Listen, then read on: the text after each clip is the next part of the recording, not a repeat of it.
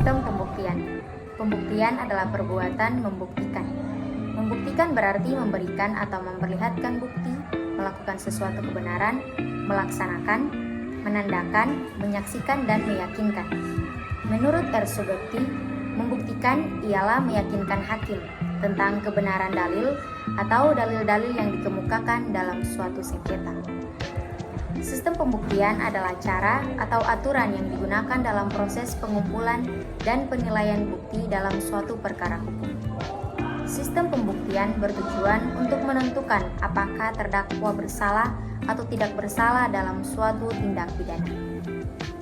Terdapat beberapa sistem pembuktian yang digunakan dalam hukum pidana, yaitu yang pertama, sistem pembuktian bebas. Sistem pembuktian bebas yaitu pembuktian yang dilakukan secara bebas tanpa adanya aturan yang khusus mengenai pembuktian.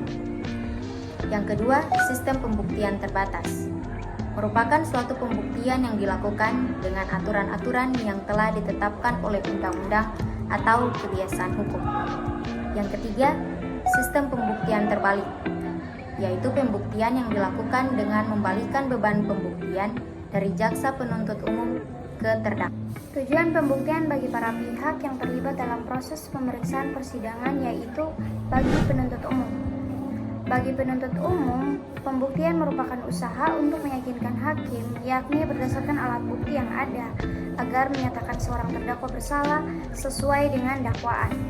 Yang kedua, bagi terdakwa atau penasihat hukum. Bagi terdakwa atau penasihat hukum, pembuktian merupakan usaha sebaliknya untuk meyakinkan hakim, yakni berdasarkan alat bukti yang ada, agar menyatakan bahwa terdakwa dibebaskan atau dilepas dari tuntutan hukum atau meringankan pidananya. Untuk itu, terdakwa atau penasihat hukum jika mungkin harus mengajukan alat bukti yang menguntungkan atau meringankan pihaknya, biasanya bukti tersebut disebut kebalikannya. Yang ketiga, bagi hakim atas dasar pembuktian. Bagi hakim atas dasar pembuktian, yakni dengan adanya alat-alat bukti yang ada dalam persidangan, baik yang berasal dari penasihat hukum atau terdakwa, dibuat dasar untuk membuat suatu keputusan. Sistem pembuktian menurut KUHAP. KUHAP mengatur tentang bagaimana pembuktian dilakukan dalam suatu perkara pidana. Menurut KUHAP, beban pembuktian ada pada jaksa penuntut umum. Jaksa penuntut umum harus membuktikan bahwa terdakwa bersalah dengan bukti-bukti yang sah dan meyakinkan. Menurut KUHAP, ada 3 sistem pembuktian yang dapat digunakan dalam suatu perkara pidana, yaitu sistem pembuktian menurut undang-undang, yaitu hakim hanya dapat memutuskan terdakwa bersalah jika terdapat bukti yang cukup dan sah sesuai dengan ketentuan undang-undang. Sistem pembuktian menurut kebiasaan yaitu hakim dapat memutuskan terdakwa bersalah berdasarkan kebiasaan atau praktik yang berlaku dalam masyarakat. Sistem pembuktian menurut secara negatif yaitu hakim hanya dapat menjatuhkan pidana kepada terdakwa jika tidak terdapat bukti yang cukup dan sah yang menunjukkan bahwa terdakwa tidak bersalah. Berkaitan dengan pembuktian, terdapat beberapa jenis alat bukti yang sah menurut hukum yang tertuang dalam pasal 184 ayat 1 KUHAP, yaitu yang pertama, keterangan saksi. Penjelasan terkait keterangan saksi terdapat dalam pasal 1 angka 27 KUHAP, yaitu salah satu alat bukti dalam perkara pidana yang berupa keterangan dari saksi mengenai suatu peristiwa pidana yang ia dengar sendiri, ia lihat sendiri, dan juga ia alami sendiri dengan menyebut alasan dari pengetahuannya itu. Kedua, keterangan ahli. Keterangan ahli diatur dalam pasal 1 angka 28 KUHAP, yaitu keterangan yang diberikan seorang ahli yang memiliki keahlian khusus tentang masalah yang diperlukan penjelasannya dalam suatu perkara pidana yang sedang diperiksa. Maksud keterangan khusus dari ahli agar perkara pidana yang sedang diperiksa menjadi terang demi untuk menyelesaikan pemeriksaan perkara yang bersangkutan. Yang ketiga, alat bukti surat. Menurut ketentuan pasal 187 KUHAP, surat yang dapat dinilai sebagai bagian alat bukti yang sah menurut undang-undang ialah surat yang dibuat atas sumpah jabatan atau surat yang dikuatkan dengan sumpah. Alat bukti petunjuk. alat bukti petunjuk sebagaimana telah terdapat dalam pasal 188 ayat 1 KUHP.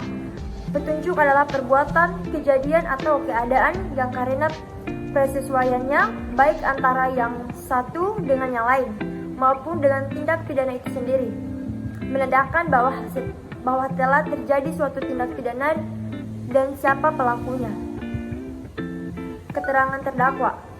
Terkait dengan keterangan terdakwa terdapat dalam pasal 189 ayat 1 KUHP.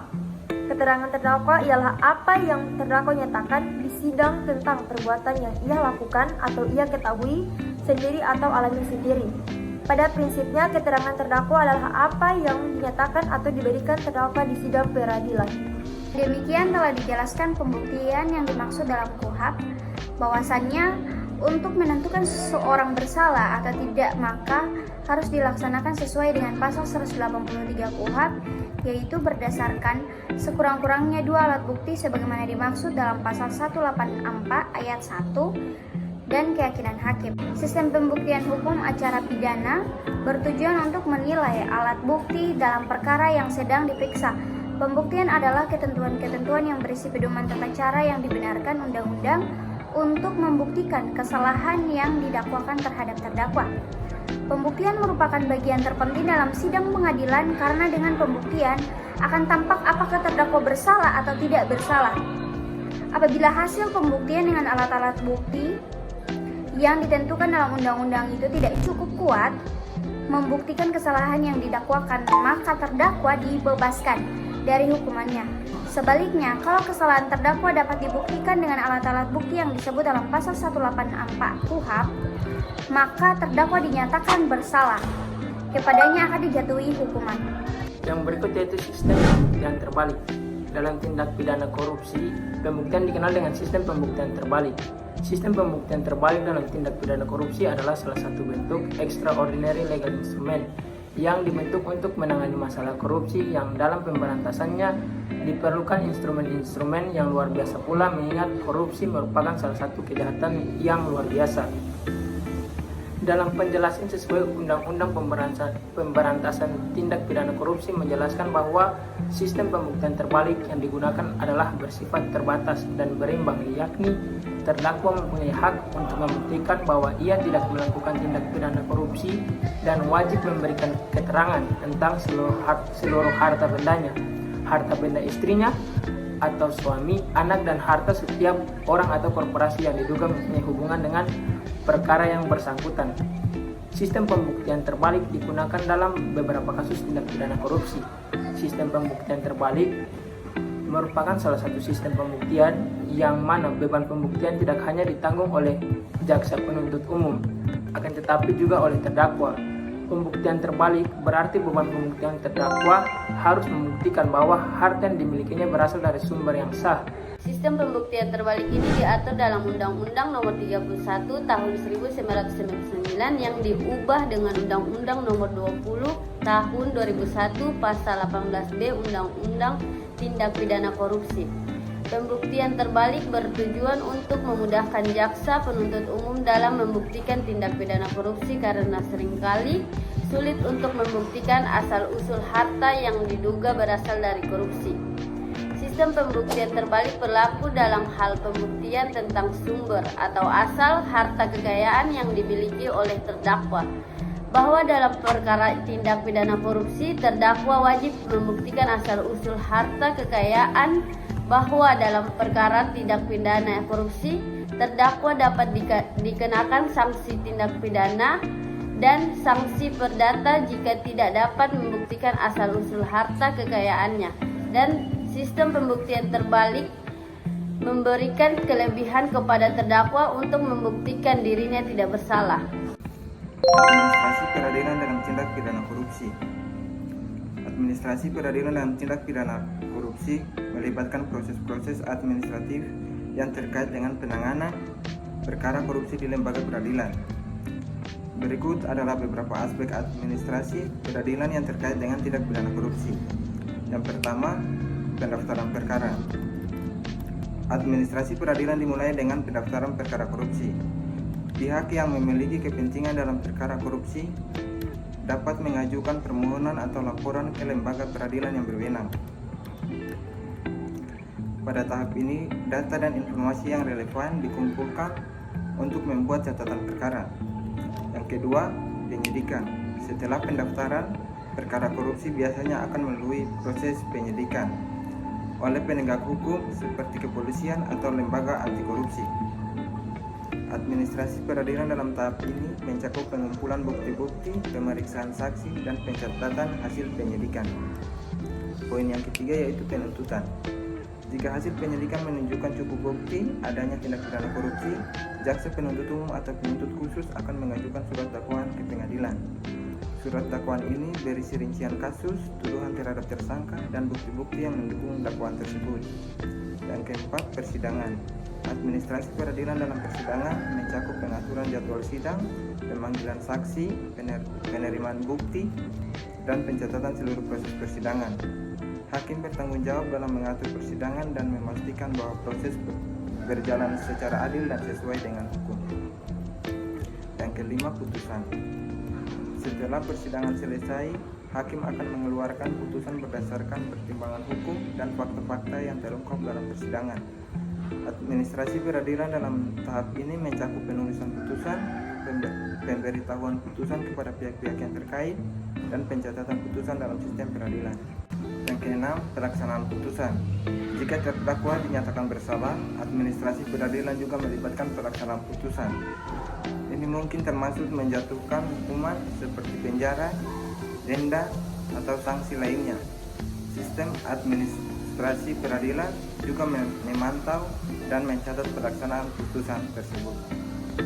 Pengawasan pelaksanaan putusan dalam tindak pidana korupsi. Fungsi pengawasan yang dilakukan terhadap administrasi dan kinerja pengadilan untuk memastikan keputusan terhadap standar, prosedur, dan kebijakan yang berlaku. Tujuan dari administrasi pengadilan pengawasan adalah untuk menjaga integritas, transparan, dan akuntabilitas dalam sistem peradilan. Beberapa aspek penting yang tercakup dalam administrasi pengadilan pengawasan, yaitu yang pertama melalui pengawasan administrasi, yang kedua pengawasan etik, yang ketiga pengawasan kinerja, keempat pengawasan terhadap putusan pengadilan. Dalam administrasi pengadilan pengawasan tindak pidana umum, pihak yang berwenang mengawasi jalannya putusan pengadilan terletak pada Lembaga Kejaksaan Agung yang memiliki peran dalam penuntutan tindak pidana umum. Kejaksaan Agung dapat mengawasi jalannya persidangan dan putusan pengadilan dalam kasus-kasus tindak pidana umum. Dalam administrasi pengadilan pengawasan tindak pidana umum, pihak yang berwenang mengawasi jalannya putusan pengadilan terletak pada Lembaga Kejaksaan Agung yang memiliki peran dalam penuntutan tindak pidana umum.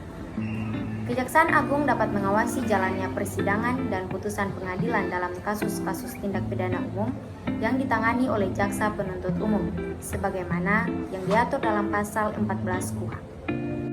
Berbeda dengan administrasi pengadilan pengawasan tindak pidana korupsi yang merupakan salah satu tindak pidana khusus, salah satu lembaga yang memiliki wewenang dalam menangani kasus tipikor tindak pidana korupsi adalah KPK, Komisi Pemberantasan Korupsi, diatur dalam pasal 53 Undang-Undang Nomor 19 Tahun 2019. Komisi Pemberantasan Korupsi atau yang disingkat dengan KPK sendiri merupakan lembaga negara yang dibentuk dengan tujuan meningkatkan daya guna dan hasil guna terhadap upaya pemberantasan tindak pidana korupsi.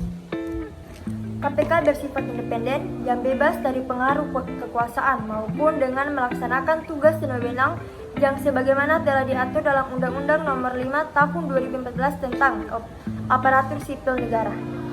Dari pembahasan-pembahasan tersebut dapat disimpulkan, sistem pembuktian adalah cara atau aturan yang digunakan dalam proses pengumpulan dan penilaian bukti dalam suatu perkara hukum. Sistem pembuktian bertujuan untuk menentukan apakah terdakwa bersalah atau tidaknya dalam suatu tindak pidana. Ada beberapa sistem pembuktian yang digunakan dalam hukum pidana, yaitu sistem pembuktian bebas, sistem pembuktian terbatas, dan sistem pembuktian terbalik. Menurut KUHP, beban pembuktian ada pada jaksa penuntut umum. Jaksa penuntut umum harus membuktikan bahwa terdakwa bersalah dengan bukti-bukti yang sah dan meyakinkan. Terdakwa tidak perlu membuktikan bahwa dirinya tidak bersalah, tetapi cukup dengan membantah bukti-bukti yang diajukan oleh jaksa penuntut umum. Menurut KUHP ada 3 sistem pembuktian yang dapat digunakan dalam suatu perkara pidana, yaitu yang pertama sistem pembuktian menurut undang-undang, menurut kebiasaan, dan menurut secara negatif. Dalam Kitab Undang-Undang Hukum Acara Pidana atau kita kenal dengan KUHP pasal 183 bahwa hakim tidak boleh menjatuhkan pidana pada seorang kecuali ditemukan sekurang-kurangnya terdapat 2 alat bukti yang sah dan atas dasar memperoleh keyakinan bahwa suatu tindak pidana benar-benar terjadi dan bahwa terdakwalah yang melakukan kesalahan tersebut. Pembuktian dalam tindak pidana korupsi dikenal sebagai sistem pembuktian terbalik, di mana terdakwa mempunyai hak untuk membuktikan bahwa ia tidak melakukan tindak pidana korupsi dan terdakwa wajib memberikan keterangan tentang seluruh harta bendanya. Kemudian administrasi peradilan dalam tindak pidana korupsi melibatkan serangkaian kegiatan dan proses yang ditujukan untuk memastikan penanganan kasus korupsi secara efektif, adil, dan transparan. Administrasi peradilan dalam tindak pidana korupsi merupakan bagian integral dalam penegakan hukum terhadap kasus korupsi melalui pendaftaran, pengelolaan berkas perkara, penjadwalan sidang, pengawasan persidangan, penyampaian putusan, serta pelaksanaan putusannya. Pengawasan pelaksanaan putusan dalam tindak pidana korupsi menjadi penting dengan memantau pelaksanaan putusan termasuk eksekusi hukuman dan pemulihan aset lembaga penegak hukum dapat memastikan bahwa keputusan pengadilan dilaksanakan dengan tepat dan menghasilkan efek jera yang diinginkan. Dalam pengawasan pelaksanaan putusan tindak pidana korupsi maupun tindak pidana umum tidak memiliki perbedaan yang mana dijelaskan dalam pasal 50 Undang-Undang Nomor 48 Tahun 2009 tentang kekuasaan kehakiman. Junto pasal 1 ayat 1, pasal 8 ayat 1 dan Undang-Undang Nomor 16 Tahun 2004 tentang Kejaksaan Republik Indonesia, junto pasal 270 KUHP.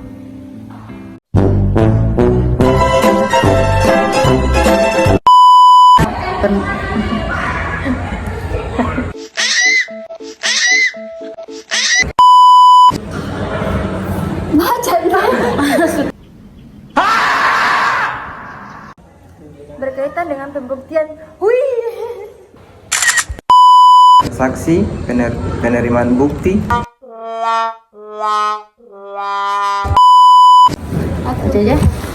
Baca aja.